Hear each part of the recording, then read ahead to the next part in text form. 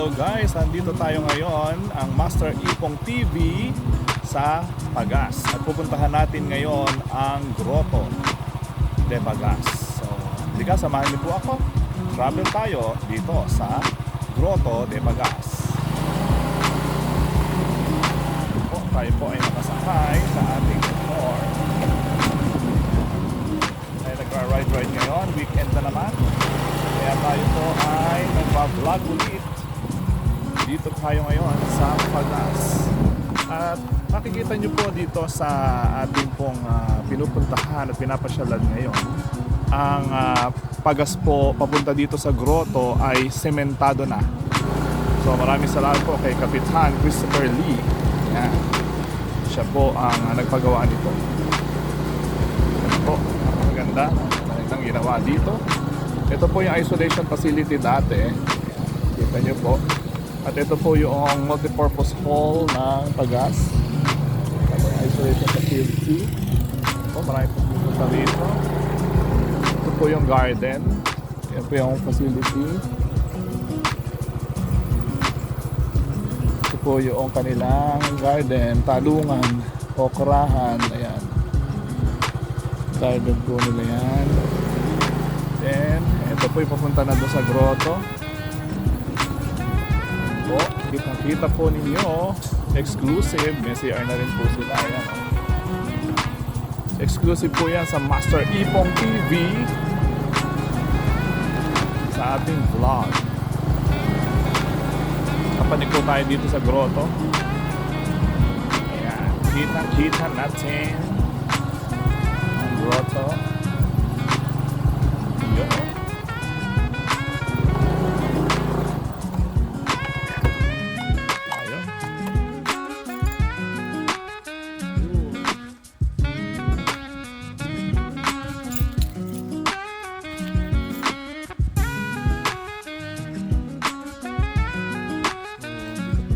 Master Ipong TV sa Pagas.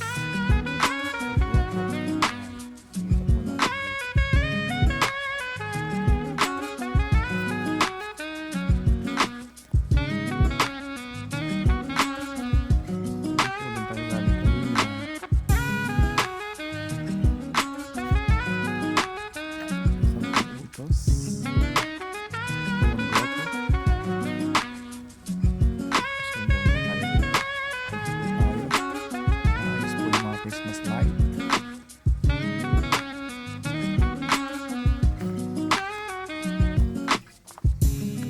Tayo. Simentado na pala dito, ano? Pati po umiikot po dito eh.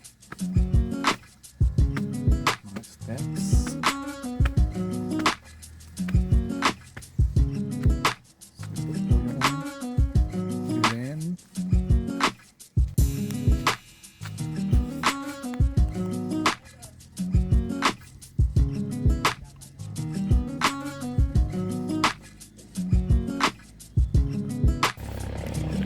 Ito po yung Belen.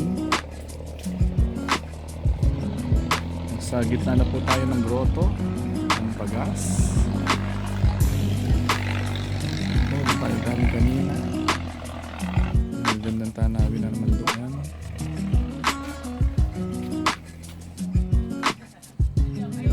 Ayan. Balik po tayo. So ayan, kapanig po tayo dito sa grotto ng Pagas. Mataas din po ito, no? May mga steps po dito. Balik po tayo.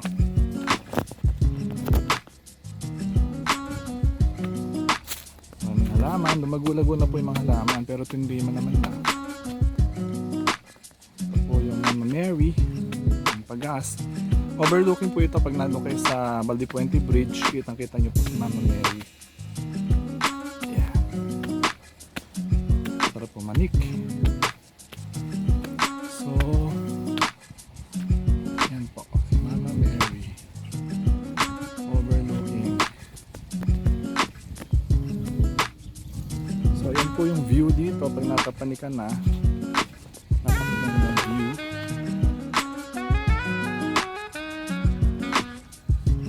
Diba different views? Dito po tayo ngayon sa Grotto de Pagas.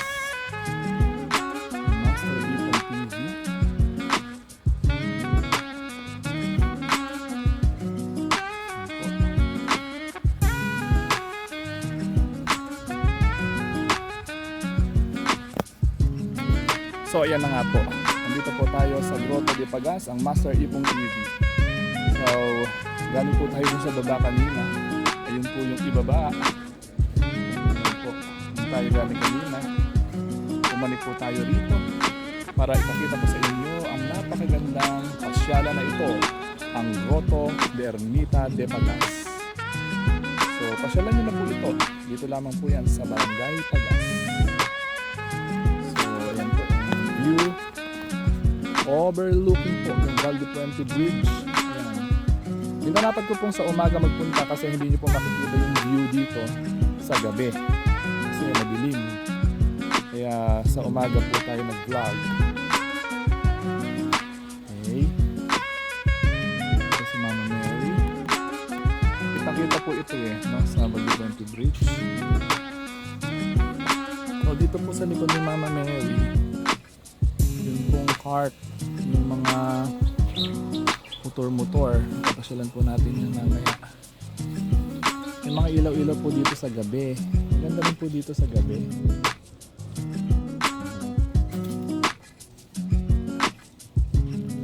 Bana po tayo. So ayan po, dito po tayo galing kay Mama Mary.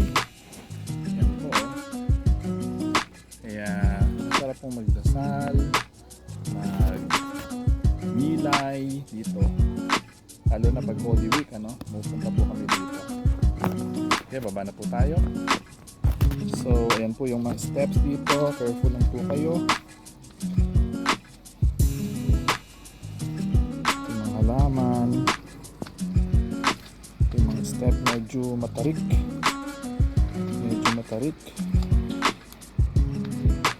pero masarap naman pong mag-exercise.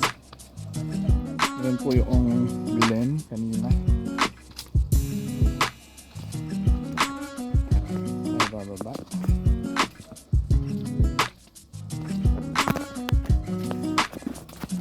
Maganda dito, sementado na, dire-diretso na lang dito sa grotto.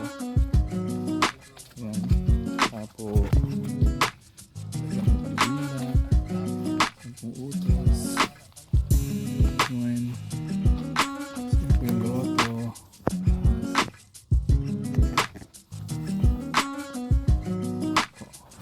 So dito naman sa area na to, makikita po natin yung sementado na po ito, pinasimiento na po ito ni Kapitan. Para dire-diretso nga naman dito sa grotto ng mga tao. Dito sa highway ng Pagas, napasok po dito ay sementado na po ito. Napakagaling na idea. Para nga naman na hindi na rough road. So dito po sa area na ito po yung hydroponics, lettuce for sale. Nakikita ko po sa inyo hydroponics po ni Kapitan. Ito. Ngayon po may patubig. Ito. May balsa. May patubig. Ito, may mga isda po dyan.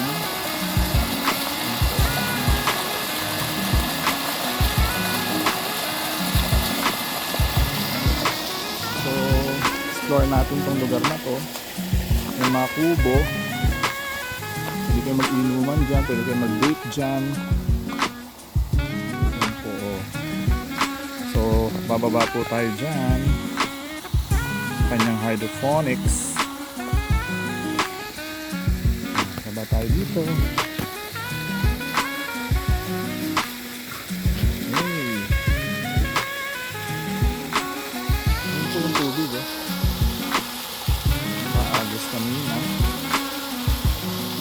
Para malagyan po ng tubig itong area na ito kasi pagka po walang tubig ito hindi mabubuhay yung mga lettuce at mga isda.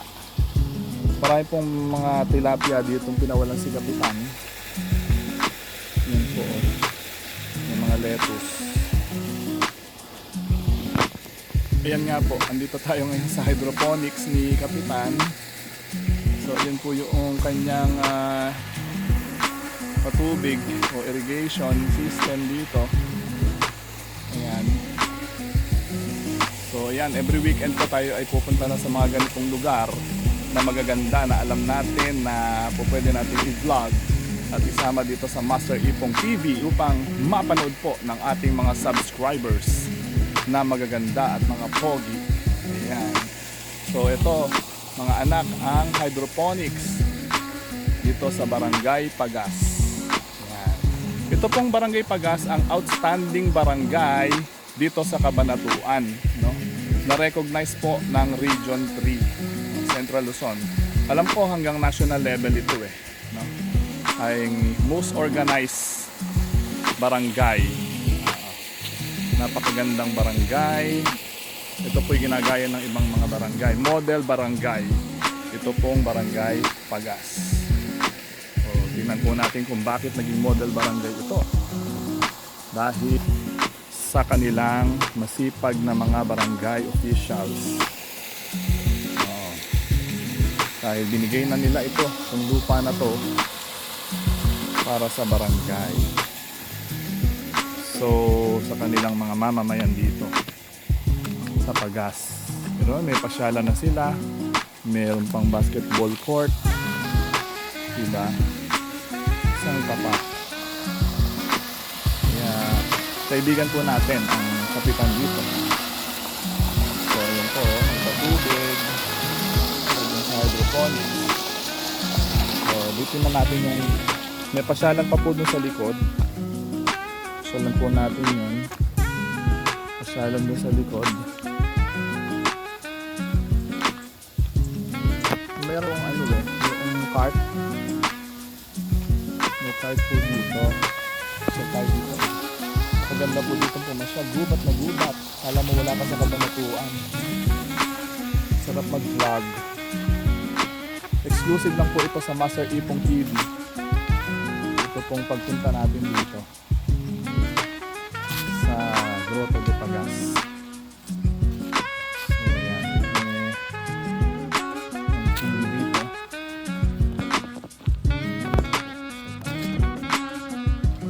Ito o. Merong recycle po nila yan. Pang display.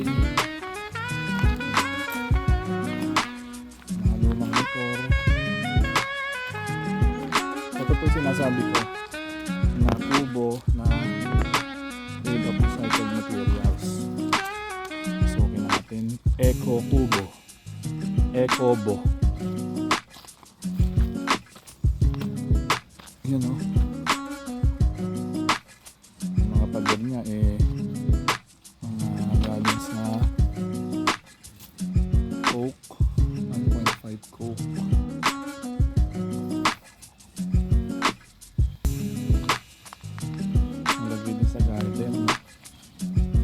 Ecobo.